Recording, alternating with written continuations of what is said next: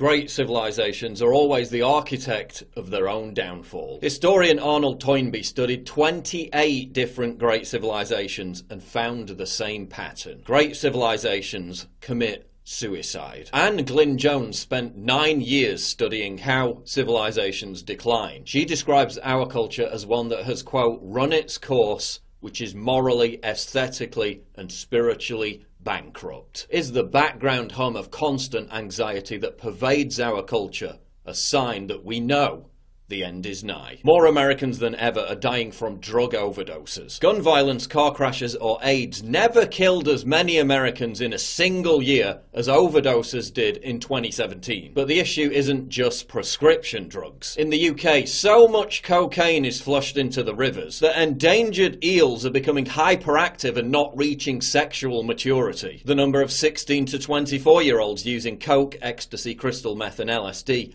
doubled in just a 2-year period from 2016 to 2018. In the US, heroin abuse has skyrocketed over the past 15 years. The number of people who used MDMA, marijuana, and other drugs also consistently climbed over the last decade. Alcoholism is on the rise. 1 in 8 Americans is now an alcoholic. And when it comes to taking antidepressants, white rural communities have overtaken African American communities for the first time ever. Depression levels in America are the highest ever measured. Suicide rates are higher than ever. Despite all our technology, our entertainment, our consumerism, our chemical enhancements, we're more miserable than ever before. Our existential dread is more pronounced than ever before. Educational, intellectual, and material ease has manifested civilizational malaise and a lack of transcendent purpose. The result of this lack of transcendent purpose is self-destruction,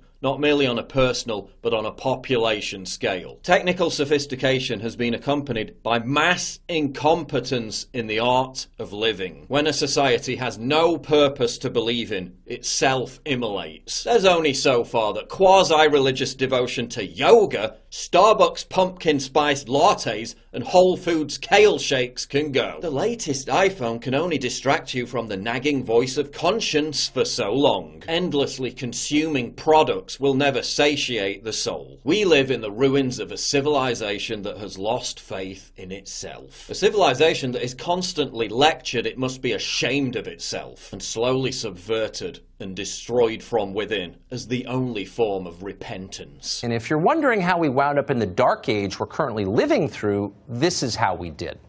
This is why important science is no longer being conducted. This is why art isn't being made. This is why comedy is dying. It's why people aren't thinking for themselves anymore, which means the end of creativity. Great civilizations collapse when the insatiable greed for sensual stimulation outweighs the urge for any kind of private or social responsibility. We're now reaching this point. French author Michel Houellebecq predicted both the rise of Islamism across Europe and the emergence of the Yellow Vest movement. As Theodore Dalrymple writes about the themes of Houellebecq's novels, the vacuity of modern life in the West, its lack of transcendence, lived as it is, increasingly without religious or political belief, without a worthwhile creative culture, often without deep personal attachments, and without even a struggle for survival. Into what Salman Rushdie called a God-shaped hole has rushed the search for sensual pleasure, which, however, no more than distracts. And where is the church in all this? Where are the firebrands railing against the vulgarity of modernity? Affiliation with the Church of England is at a record low. Just 2% of young people are affiliated. And in the US alone, the Christian population decreased by nearly 8% between 2007 and 2014. We're bulldozing churches and building ugly, gigantic, glassy monuments to insipid vacuity. Great civilizations collapse when they experience a rapid and enduring loss of population and identity. The number of babies born to Muslims is expected to surpass those born to Christians between 2030 and 2035. Muslim fertility remains high while Christians are literally dying out. Meanwhile, the global leader of the Catholic Church is the biggest cheerleader for his own flock's decline. If only there was a religious leader who understood the peril that we're in. On vous sent inquiet pour le monde occidental. Qu'est-ce qui vous inquiète? Vous savez, la plus grande inquiétude, c'est que l'Europe ne veut plus ou a perdu le sens de ses origines. Il a perdu ses racines. Or, un arbre qui n'a pas de racines, il meurt. Et j'ai peur que l'Occident meure. Il y a beaucoup de signes, voyez-vous, beaucoup de signes, pas plus de natalité. Et vous êtes envahi quand même par d'autres cultures, d'autres peuples, qui vont progressivement vous dominer en nombre et changer totalement votre culture, vos convictions, vos valeurs. And where are conservatives in all this? Giving giant corporations huge tax breaks so they can import vast quantities of people from the third world and then pay them slave wages, while white Americans addicted to opioids live lives of atomized, nihilistic hopelessness. Is that conservatism?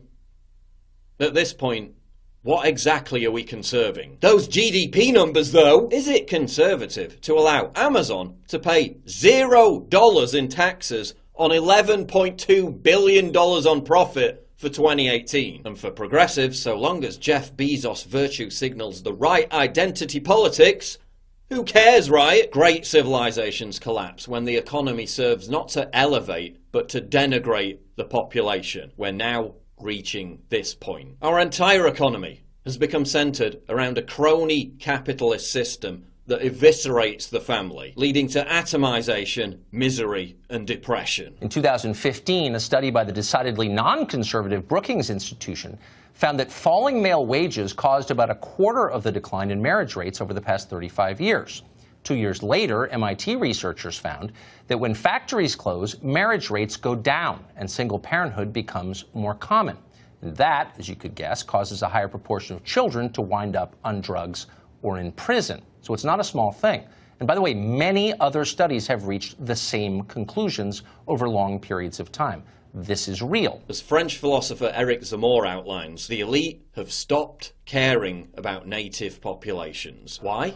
Because those populations no longer tolerate stagnant wage growth and diminished job prospects, simply to enslave themselves as a servant class for the elite. That's why they're on the streets rioting. So far easier for the elite just to replace them with robots and a third world slave class. Great civilizations collapse when the supply of labour outstrips demand.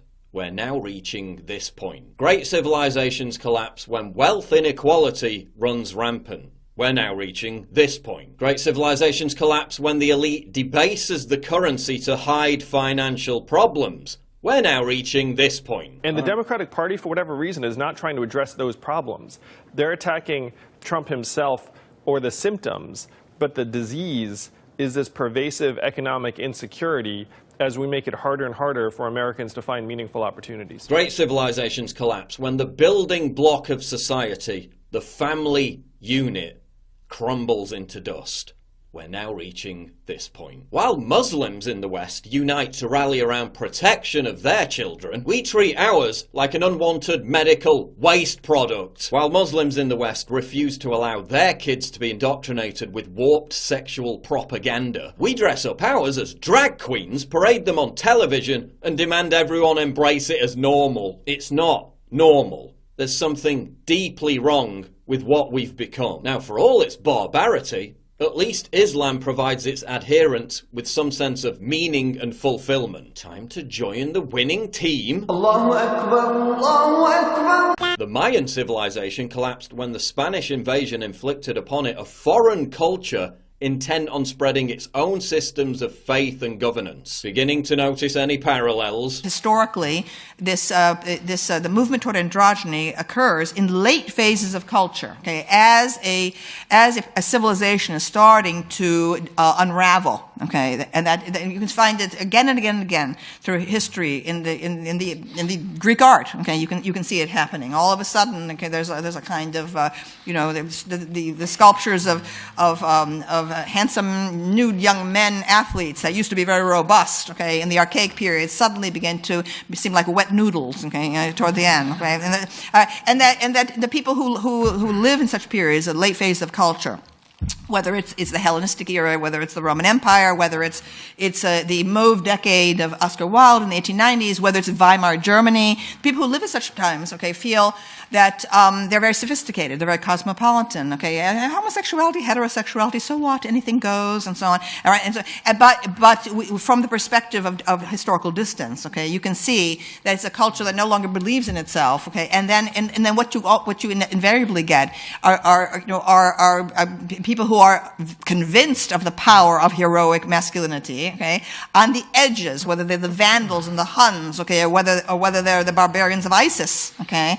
You see them, starting to mass on the outsides of the culture, and that's what we have right now. What does our culture provide? A tedious drip of anodyne lethargic dross, or at the other end of the spectrum, a sewer pipe of obscene, tawdry hedonism. What does our society provide? A lifestyle of never talking to or knowing your neighbours, of aborting your babies, of cheating on your wives. A lifestyle of desperately searching for the next dopamine hit, whether that be from an Instagram like, a pharmaceutical drug, or a new gadget. A lifestyle of strip malls, 5-lane traffic, shit recycled pop songs, shit recycled movies, shit recycled NPC celebrities, all spouting the same opinions. Our art may become so degenerate that future generations will be completely uninterested in it. And I'm sorry, but free market capitalism just doesn't cut it anymore as a purposeful credo to unite and fortify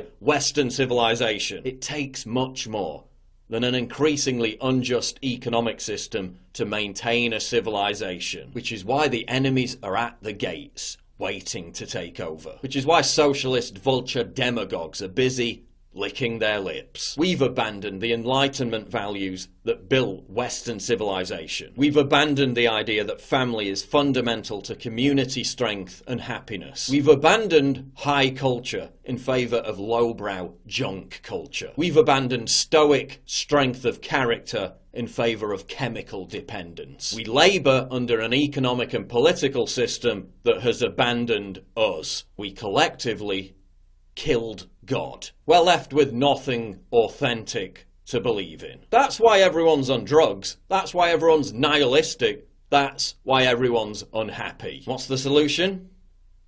There is no solution. Every great civilization collapses on average every 336 years. And the collapse of ours is very much overdue.